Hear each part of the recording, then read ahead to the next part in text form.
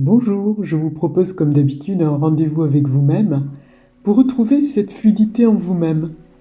Je vous propose de vous installer confortablement et vous avez la possibilité de changer de position à tout moment pour être encore plus confortable.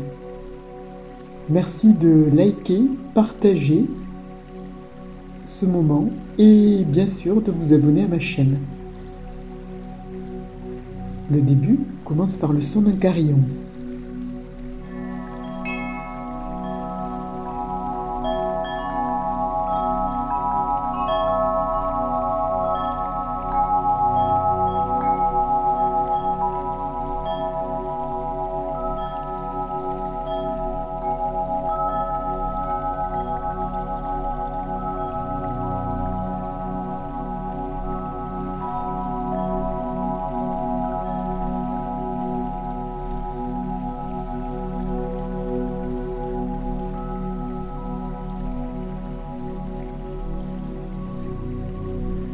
Il était une fois une jeune femme nommée Sakura. Sakura vivait sur l'île d'Honshu, la plus grande île du Japon, la 7e plus grande île au monde. L'île d'Honshu, sur laquelle se trouvent entre autres les villes de Tokyo, Osaka, Nagoya et bien d'autres. Dans l'Antiquité, cette île était dénommée l'île Libellule. Sakura était une jeune femme d'une âme curieuse et contemplative, toujours en quête de sens dans sa vie. Elle avait entendu parler du Shinrin-yoku, bain de forêt. Elle était tombée par hasard sur un livre écrit par un médecin qui expliquait comment le yugan, le fait de ressentir intimement la beauté et le mystère de l'univers, apportait des bienfaits dans tout le corps et l'esprit. Cet auteur décrivait plusieurs concepts comme le bouddhisme zen, le shintoïsme pour lequel les esprits font totalement partie de la nature, les kodama, divinités de la nature qui vivent dans les arbres, Hanami, ou l'observation des cerisiers en fleurs, et Tsukimi, le concept qui consiste à admirer la lune. Il décrivait combien la présence et la vue de la nature permet d'améliorer la guérison de maladies. Il racontait encore son séjour à Yakushima, une île avec une forêt dense et des arbres très âgés, et les constats qu'il avait pu y faire et qui ont lancé sa recherche sur le sujet. Il avait constaté l'amélioration du sommeil, de l'humeur, le renforcement du système immunitaire sur la durée. Un séjour de 2 jours et 3 nuits auront une efficacité qui durera 1 mois, écrivait-il. Alors pourquoi ce jour-là et pourquoi pas un autre? Sakura manquait d'énergie ce jour-là, comme si sa flamme s'éteignait. Elle décide de suivre les conseils de ses amis, de suivre encore les conseils de ce médecin et de partir à la découverte de la forêt mystique, magique de Yakushima. Magique aussi, un mot usé pour une forêt trempée. On l'appelle également la forêt Mononoke parce qu'elle a inspiré le réalisateur Miyazaki pour son film. On y trouve des arbres de plusieurs millénaires, dont de très anciens spécimens de sugi ou cèdre japonais. Des montagnes de près de 2000 mètres de hauteur dominent l'île. Elle entreprend ce voyage de plusieurs jours. Et à son arrivée, le maître qu'elle a contacté pour l'initier au bain de forêt l'attend. Sakura est émerveillée par la beauté de cette île, par la beauté de la forêt. Les arbres sont majestueux, ils semblent toucher le ciel, et les ruisseaux murmurent des mélodies apaisantes. Alors, dans un premier temps, ce maître l'amène à marcher en silence dans cette forêt. Parfois, il se rapproche de certains arbres Parfois, ils écoutent. Parfois encore. À chaque pas, elle sent son esprit devenir plus clair, des soucis s'estomper, son cœur s'emplir de gratitude.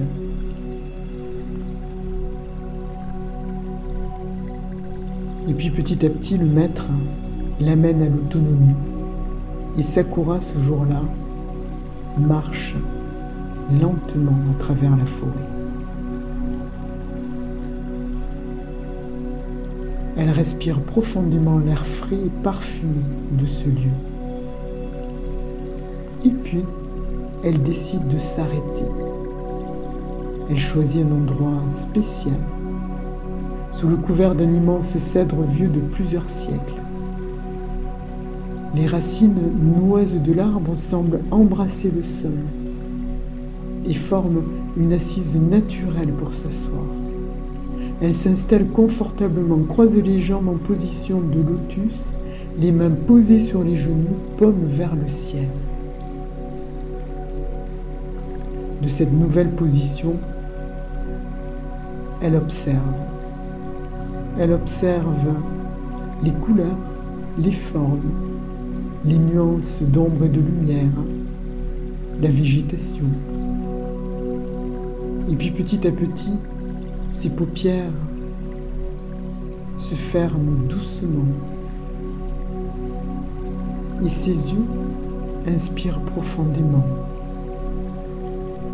Elle sent l'air frais de la forêt pénétrer ses poumons.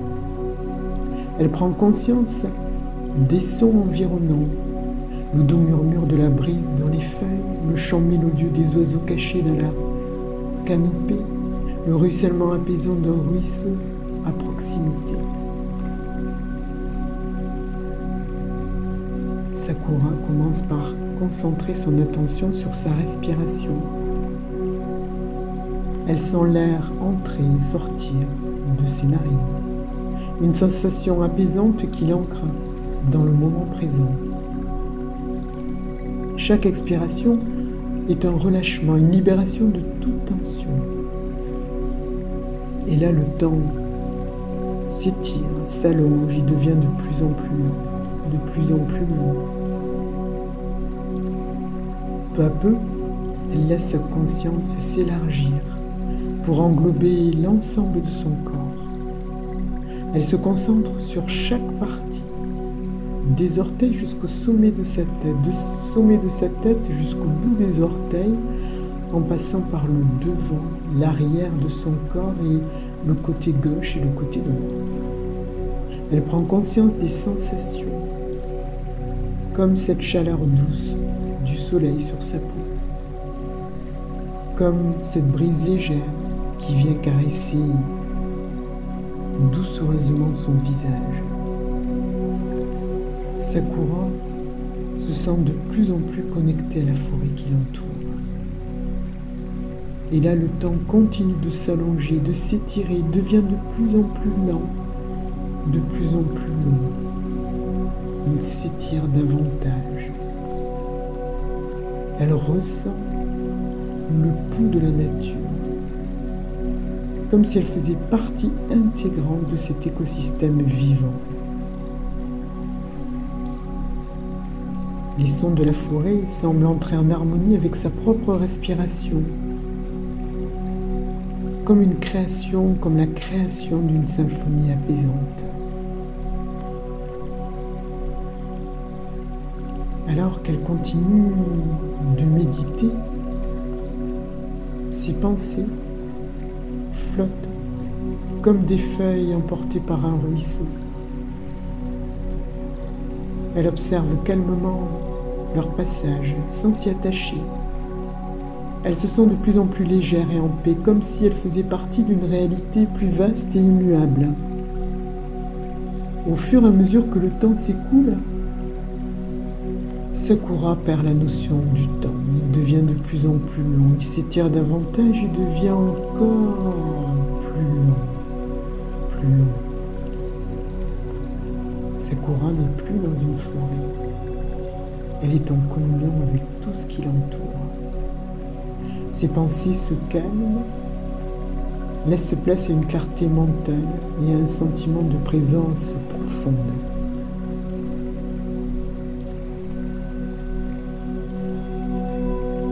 Lorsqu'elle rouvre finalement les yeux, elle se sent revigorée et transformée. Elle a pris le temps de se connecter réellement profondément à la nature, à elle-même et à la sagesse de l'univers. Elle a appris que la méditation est bien plus qu'une simple technique de relaxation, c'est un moyen de s'ancrer dans le présent, de trouver la paix intérieure et de se sentir en harmonie avec le monde qui l'entoure.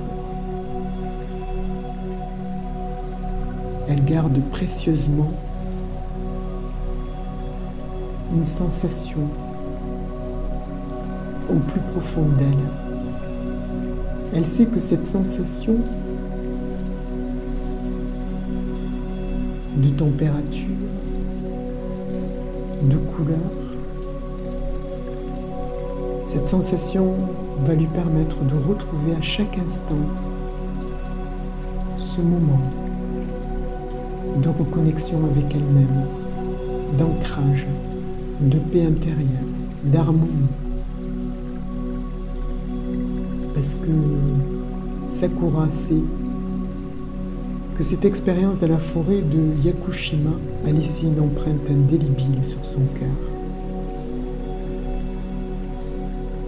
Elle sait qu'elle a appris une leçon précieuse.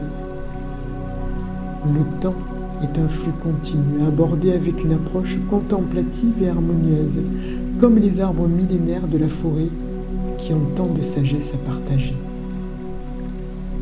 Elle sait, à partir de ce jour, que les minutes sont à aborder d'une autre manière, comme des moments de joie, de gratitude et de connexion avec le monde qui l'entoure.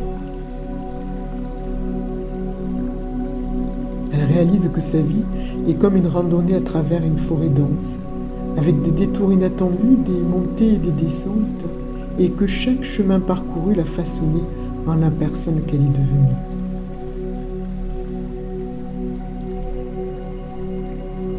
Sakura a appris à voir le temps d'une manière différente, à l'image des saisons qui se succèdent avec leur propre rythme naturel. De retour dans son village natal, après son voyage, les gens du village sont curieux de savoir ce qui s'est passé dans cette forêt mystique, magique de Yakushima. Alors, il vient à l'idée, à l'esprit de Sakura, d'organiser une grande réunion pour tout le village, sous un immense cerisier en fleurs qui orne le centre de ce village. Elle décrit la beauté du lieu, elle partage son expérience de méditation profonde sous les arbres millénaires et comment elle a ressenti cette connexion profonde avec la nature, avec elle-même. Sakura explique que, tout comme les arbres de Yakushima avaient vu passer les saisons et les âges, elle a également compris que chaque obstacle de sa vie est une occasion de croissance intérieure. Elle raconte comment elle a appris à aborder le temps d'une manière plus orientale, en embrassant le changement avec sérénité, en appréciant chaque moment de ce voyage, même les moments difficiles. Pour illustrer son point de vue, Sakura invite les habitants du village à participer à une cérémonie spéciale. Elle a préparé un petit jardin zen au centre du village avec du sable fin, des rochers et un espace pour se poser, se déposer, se reposer, méditer. Chaque habitant du village reçoit un petit caillou qui symbolise un obstacle ou un défi qu'il a surmonté dans sa vie. Les uns après les autres, chacun dépose sa pierre avec soin dans le jardin zen, en méditant sur les leçons qu'il a apprises grâce à ce défi. Le jardin se transforme peu à peu en un magnifique mandala de pierre. Chaque caillou représente une histoire de croissance personnelle.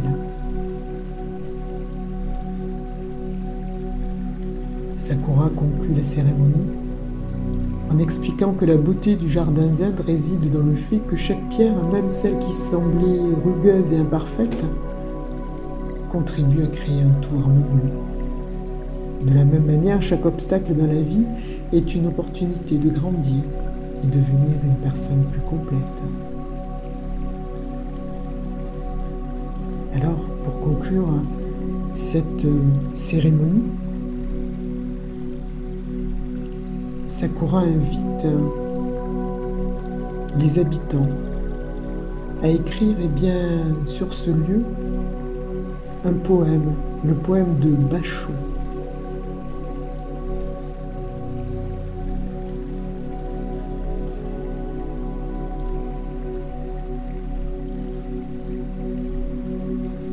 Elle explique encore que chaque pierre représente une étape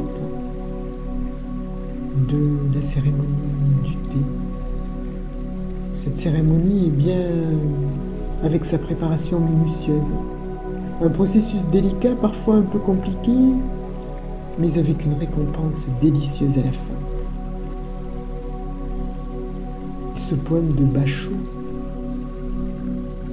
il est écrit et il dit la chose suivante. Ne sachant pas le nom de l'arbre, je me tins dans le torrent de son doux parfum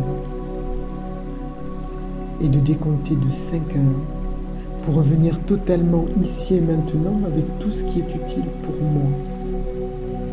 5, je reviens de plus en plus et de mieux en mieux avec tout ce qui est utile pour moi.